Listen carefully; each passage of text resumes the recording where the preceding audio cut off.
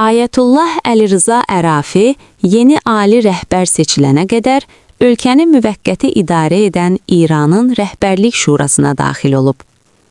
Oxu.az TASS-a istinadən xəbər verir ki, bu barədə İranın siyasi məqsədə uyğunluğun müəyyənləşdirilməsi şurasının rəsmi nümayəndəsi Möhsin Dehnavi bildirib. Qeyd olunub ki, yeni ali lider seçilənə qədər o, bu vəzifənin icrasını davam etdirəcək.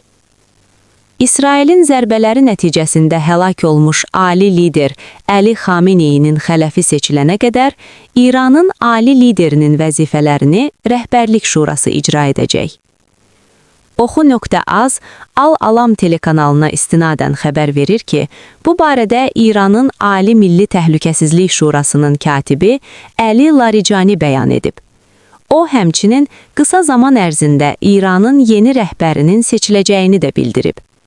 Daha əvvəl İRNA agentliyi məlumat vermişdi ki, ali lider Əli Xameneyinin ölümündən sonra İran prezidenti Məsud Pezeşkiyan, məhkəmə hakimiyyətinin rəhbəri və Konstitusiyanın Müdafiəsi Şurasının üzvlərindən biri Respublikaya müvəqqəti rəhbərlik edəcəklər.